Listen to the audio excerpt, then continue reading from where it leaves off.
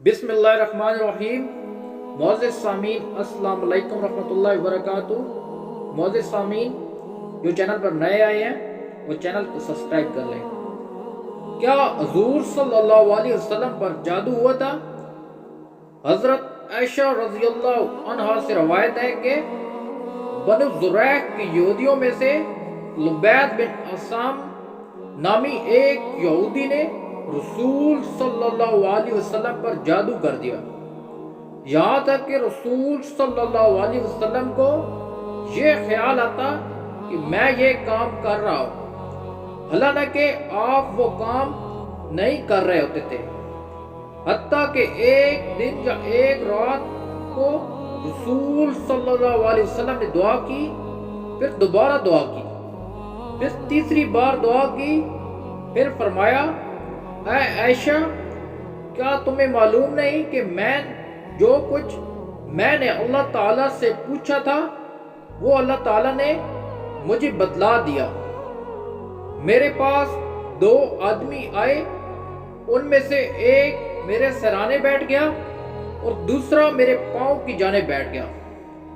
سو جو آدمی میرے سرانے بیٹھا تھا اس نے پیروں کی جانب سے بیٹھنے والے سے کہا، یا پیروں کی جانب بیٹھنے والے نے سرانے والے سے کہا، اس شخص کو کیا تکلیف ہے؟ دوسرے نے کہا، ان پر جادو کیا گیا ہے۔ پہلے نے کہا، کس نے جادو کیا ہے؟ دوسرے نے کہا، لبید بن عاصم نے۔ پہلے نے کہا، کس چیز پر جادو کیا ہے؟ دوسرے نے کہا، کنگھی میں اور کنگھی سے جھڑنے والے بالوں میں، اور کہا، تر کھجور کے خوشوں کے غلاف میں۔ پہلے نے کہا، یہ چیزیں کہاں ہیں؟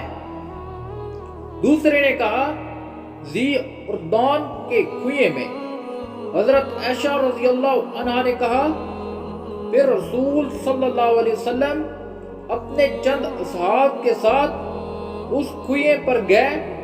پھر آپ صلی اللہ علیہ وسلم نے فرمایا، اے عائشہ، اللہ کی قسم، اس کنویں کا پانی مہندی کے طرح تھا اور وہاں کھجور کے درخت شیطان کے سر کی طرح تھے۔ حضرت عائشہ رضی اللہ عنہا بیان کرتی ہیں، میں نے کہا، اے اللہ کے رسول صلی اللہ علیہ وسلم، آپ صلی اللہ علیہ وسلم نے اس کو جلا کیوں نہیں دیا؟